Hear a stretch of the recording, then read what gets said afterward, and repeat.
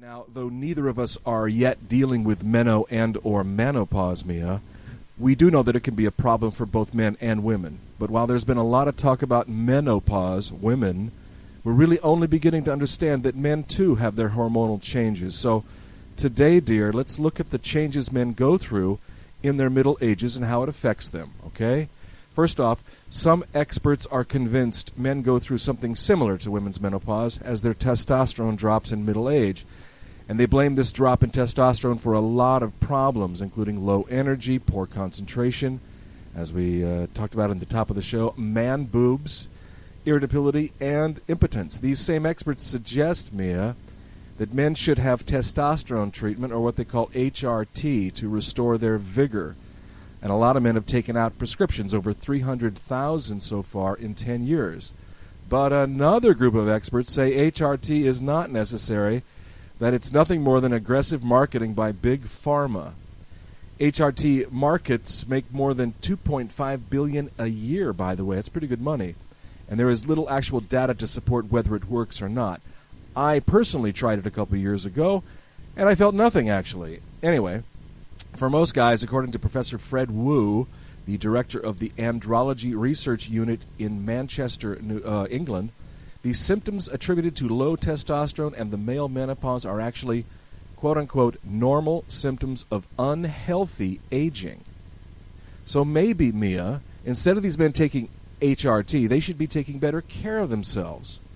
But that's my vibe. What are your feelings about this growing phenomenon? Do you think that men should be taking HRT, or should they be simply getting in shape and changing their diets? Well, the number one thing in life is always prevention. You do not need to take anything if you are exercising every day, if you eat healthy meals, and you have a health thinking.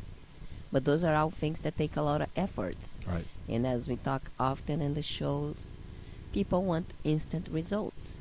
So when you hear a magic cure, you go straight to it. Yeah. But people forget about the consequences and the side effects of extra hormones. And also we don't allow the process of aging, the natural process. What are we constantly trying to do?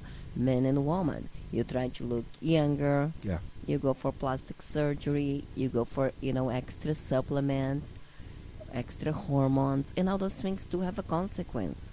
I'm not against, some of the stuff. Yeah, if you want to have a plastic surgery, look a little better, and you keep up with your exercise, but don't use the plastic surgery like Lady Gaga, every few weeks to take the extra weight. Yeah, that's very unhealthy and very risky. Right. But if you have an extra skin that's kind of bothering you and it's unhealthy, and if you can afford it, I'm not against.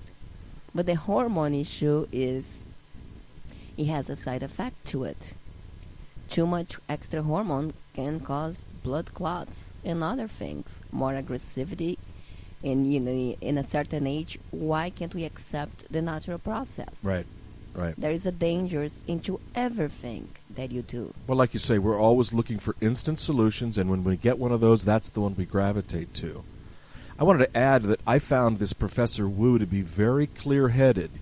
He says, Mia, that obese men with low testosterone normally find their levels bounce back up when they simply lose weight or knock off any excessive drinking. And he also says that, quote, low testosterone is usually, though not always, caused by changes in a man's physical and mental health and lifestyle that commonly occur as they age, unquote. And he believes that the only real effect, or the only real benefit of HRT is its placebo effect. Yeah, that's interesting, isn't it? Yeah, but it could be that it does take some effect too, taking extra hormone, because we know hormone does change the glands in your body. So, but it's one thing, so we are always looking for a cure, and you think, if I'm going to take that pill now, if I'm going to take this cream, whatever, when you're going to do it, you're just going to feel better. And we are so used to have a pill for everything that we do now. Yeah. For depression, for studying, for losing weight. So, that's what we want. We want a cure into everything. We don't want the hard work. We don't want the discipline and the labor that it takes. Because if you exercise, you keep your weight down, you feel better about yourself, and it's much easier for you to have a good sexual life. But if you're overweight to begin with, and you have diabetes, impotence, it's going to be the results.